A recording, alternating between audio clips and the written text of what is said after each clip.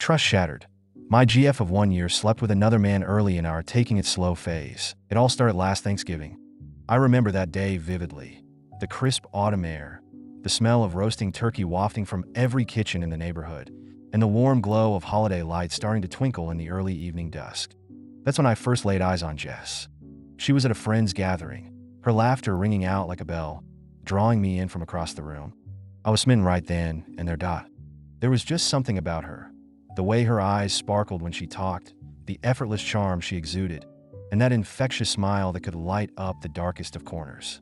I mustered up the courage to strike up a conversation, and to my delight, we hit it off immediately. We talked about everything under the sun, our favorite movies, the places we dreamed of traveling to, and even our goofy childhood memories. It felt like I'd known her for years, not just a few short hours. Over the next few weeks, we started dating casually. We'd meet up for coffee at that cozy little cafe on the corner, where we'd sit for hours, lost in conversation. Sometimes we'd go for walks in the park, kicking through the fallen leaves and sharing a bag of hot, freshly roasted chestnuts. Each date was like a new adventure, and with every passing moment, I found myself falling deeper and deeper for her. Then about a month after that fateful Thanksgiving encounter, we made it official. It was a simple moment, really.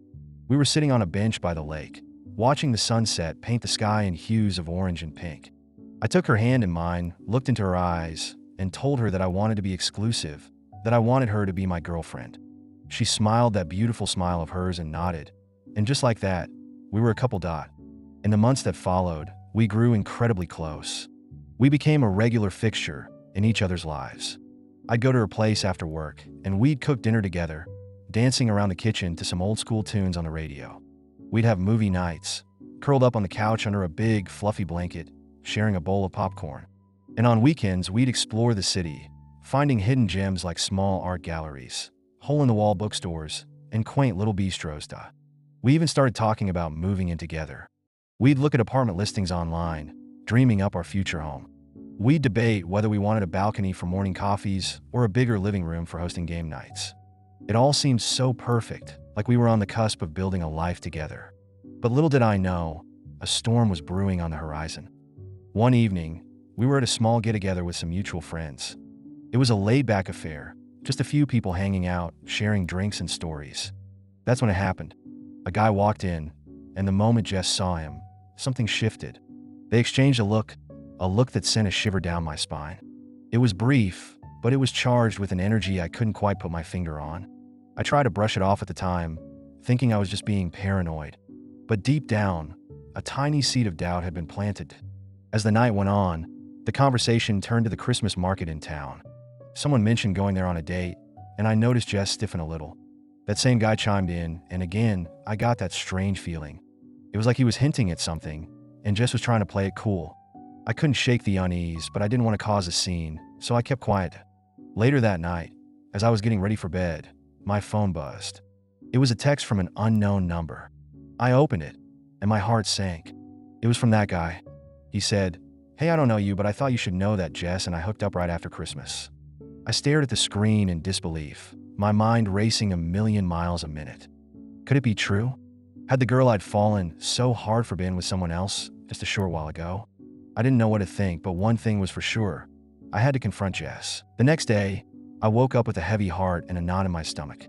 That text from the previous night kept replaying in my mind like a broken record. I couldn't believe I was in this situation. All the beautiful memories we created together seemed to be tainted now, and I didn't know what to do. I decided to call Jess and ask her to meet me at our favorite park. It was a place that held so many happy memories for us. The picnics we'd had on sunny afternoons, the long walks hand in hand under the shade of the trees. But now, as I waited for her there, it felt like a different place entirely. When she arrived, I could see the nervousness in her eyes. She walked towards me slowly, her steps hesitant. I didn't waste any time. I looked her straight in the eye and said, "Jess, I got a text last night from a guy. He said you hooked up with him right after Christmas." She froze. I could see the color drain from her face. For a moment, she just stood there, speechless. Then, she let out a sigh and her shoulders slumped. She looked so sad, and part of me wanted to reach out and comfort her, but I was too hurt and angry. She finally spoke, her voice barely above a whisper. "It's true," she admitted. "I met him on Tinder. It was just a couple of times, and I stopped seeing him before we became official. I wasn't sure where things were going with us at that time, and I didn't think it would matter. I couldn't believe what I was hearing. How could you think it wouldn't matter? I exclaimed. We were already going on dates, spending so much time together. I thought we had something real. She hung her head in shame. I know, and I feel awful. I should have told you. I was just scared that it would ruin what we had. I really liked you from the start, and I didn't want to lose you. I shook my head in disbelief. But you were okay with hooking up with some random guy while you were leading me on? You told me you wanted to take things slow physically until we knew each other better. What was that all about? She looked up at me, tears glistening in her eyes. It was different with him, she said. I knew we were just having fun. But with you, I wanted something more serious. I thought if we took it slow, we could build a stronger foundation. Her explanation made no sense to me. It felt like she was trying to justify her actions, and I wasn't having any of it. That's not how it works, Jess, I said firmly. You can't have your cake and eat it too. You can't expect me to invest all this time and energy into us while you were off doing God knows what with someone else. We stood there in silence for a while, the weight of the situation hanging heavy in the air. I told her I needed some time to think and walked away. I didn't know where I was going, but I just needed to get away from her. I ended up at a bar. I sat there, nursing a drink, my mind a whirlwind of emotions. I was angry, hurt, and confused. I couldn't understand how someone I thought I knew so well could do something like this. I started drinking more, trying to numb the pain. I ignored her texts and calls, not wanting to deal with it all just yet. As the night wore on, I realized that I was at a crossroads. I really cared about Jess, and we had so many great memories together. But what she had done was a huge betrayal. I didn't know if I could ever trust her again. I knew I had to make a decision, but it was one of the hardest decisions I'd ever had to make. That night at the bar, the alcohol did little to ease my turmoil. Each sip seemed to amplify my confusion and pain rather than numb it. I stared blankly at the glass in my hand, the amber liquid swirling like my chaotic thoughts. Memories of Jess and me flashed through my mind. The first time we kissed under the mistletoe at that holiday party, the way she'd snuggled up to me during a thunderstorm, seeking comfort. But now, those memories were laced with a bitter aftertaste. I thought about reaching out to my friends, but I hesitated. I knew they'd be quick to side with me, and I was afraid of what they'd say about Jess. After all, we'd all hung out together, and they thought we were the perfect couple. If I told them what had happened, I feared it would irreparably damage their perception of her, and I wasn't ready for that kind of drama. Instead, I sat there alone, wrestling with my emotions. On one hand, I still loved Jess deeply. The connection we'd shared over the past months wasn't something I could just forget. We'd talked about our dreams, our fears, and our hopes for the future. She'd been there for me when I was stressed about work, offering a listening ear and a warm hug. But on the other hand, her betrayal cut like a knife. How could she have been so careless with my feelings? As the hours passed, I started to question myself. Had I been too naive? Should I have seen the signs earlier? Maybe I was so caught up in the idea of us that I overlooked the red flags. But then again, she'd given me no real reason to suspect anything until that fateful text. I decided to go home and try to get some sleep. Maybe things would look clearer in the morning. But sleep eluded me. I tossed and turned, my mind replaying the conversation with Jess over and over. Her sad eyes, her feeble explanations, it all haunted me. The next morning, I woke up feeling exhausted and no closer to a decision. I knew I couldn't avoid Jess forever. We needed to have a more in-depth conversation, one where I could really understand her motives and she could understand the depth of my hurt. I texted her and asked her to come over. She arrived a short while later, looking just as haggard as I felt. Her eyes were puffy from crying, and she seemed smaller somehow, as if the weight of the situation had shrunk her. We sat down on the couch, and for a moment, there was an awkward silence. Then I took a deep breath and said, "Jess, I need to know everything. Why did you do it? What were you thinking?" She started to cry again. "I don't know," she sobbed. "I was confused. I liked you a lot, but I was also scared of getting too close too fast. Meeting that guy on Tinder was just a moment of weakness. I thought it would be harmless fun, but I realize now how stupid I was." I listened, but my heart remained hardened. "You say you were scared of getting close, but you were the one pushing for us to move in together. How does that make sense?" She wiped her tears and looked at me. "I wanted that future with you, but I was afraid of messing it up. I thought I could have a little fun on the side, and it wouldn't affect us. I was wrong, and I'm so sorry. We talked for hours, going in circles. She tried to explain, and I tried to understand, but the wound was still raw, and I couldn't bring myself to forgive her just yet. I told her I needed more time, and she nodded, her face filled with resignation. After she left, I felt even more drained. I didn't know if I was being too harsh or too lenient. I just knew that I couldn't make a decision in my current state of mind. I needed to step back, take a break from the relationship, and figure out what I really wanted. In the days that followed, I threw myself into work, hoping the long hours and demanding tasks would distract me from the mess that was my personal life. I volunteered for every extra project, stayed late at the office, and came home exhausted, only to collapse in a bed. But no matter how hard I tried, Jess was always at the back of my mind. One evening, as I was leaving work, I ran into one of our mutual friends. There was an awkward moment of silence as we both realized the elephant in the room. She was the one who had given that guy my number, and I could tell she felt guilty. "I'm really sorry about what happened," she said softly, not meeting my eyes. "I had no idea it would turn out like this." I sighed. "It's not your fault. You couldn't have known." But part of me couldn't help but feel a bit resentful. If she hadn't given out my number, I might still be blissfully ignorant. We made some small talk, and then she dropped a bombshell. Jess has been really miserable since you two talked. She's barely eating, and she spends all her time at home, crying." Hearing that gave me pause. I didn't want to feel bad for her, not after what she'd done. But the thought of her hurting like that tugged at my heartstrings. I thanked our friend and headed home, my thoughts even more conflicted than before. When I got home, I sat down on the couch and stared at the blank TV screen. I thought about calling Jess, but I didn't know what to say. I was still angry and hurt, but I also missed her. The apartment felt so empty without her laughter and her presence. A few days later, I decided to go for a walk in the park where we used to go together. As I walked along the familiar paths, memories came flooding back. I saw the bench where we'd shared our first kiss, the tree we'd carved our initials into. It was like a punch in the gut, and I had to stop for a moment to catch my breath. That's when I saw her. Jess was sitting on a bench by the lake, looking out at the water. She didn't notice me at first, and I had a moment to observe her. She looked so sad and alone, her shoulders hunched, and her hair a tangled mess. I took a deep breath and walked over to her. "Jess," I said softly.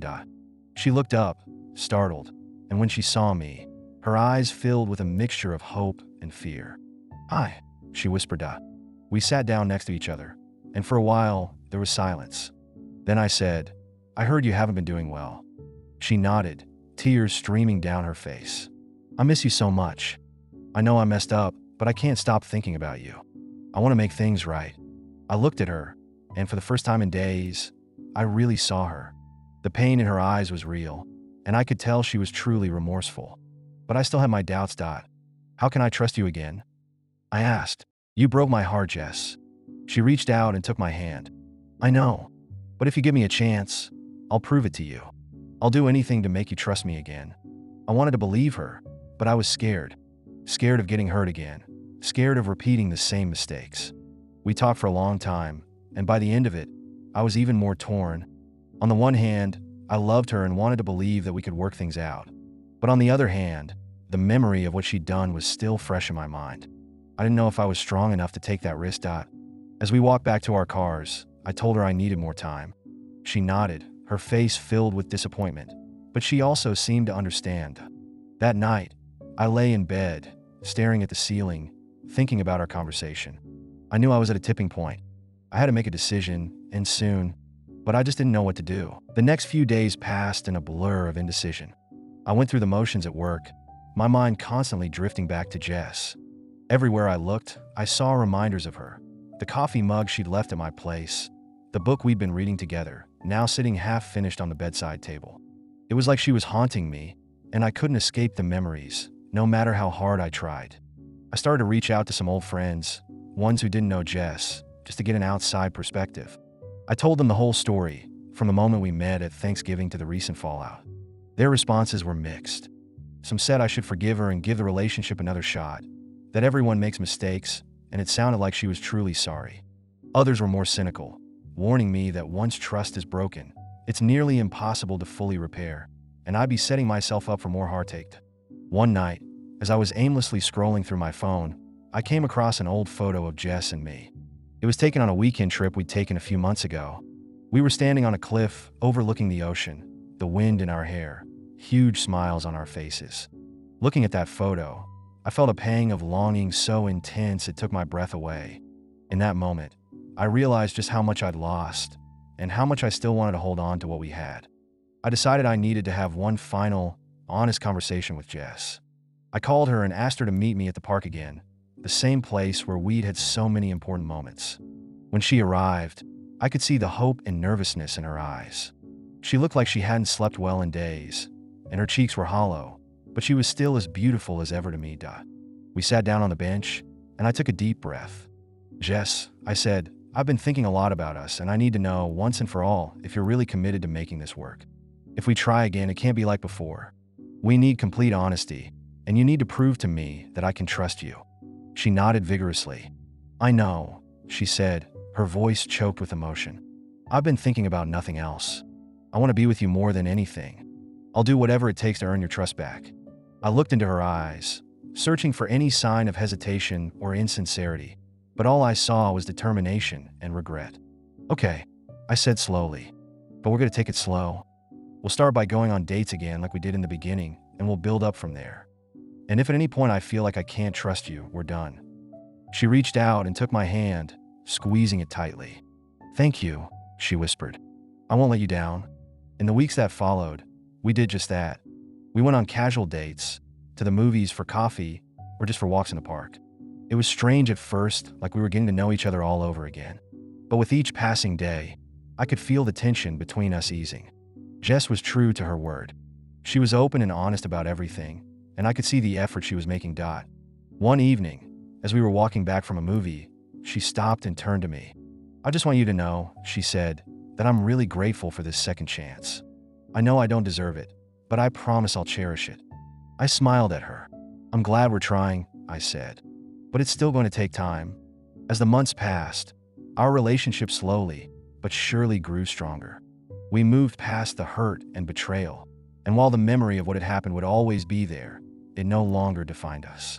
We learned to communicate better, to trust each other again, and to appreciate what we had. Looking back, I'm glad I took that risk. It wasn't easy, and there were still moments of doubt along the way. But in the end, love prevailed. We're still together now, building a future we once thought was lost. And I know that, no matter what comes our way, we'll be able to face it together.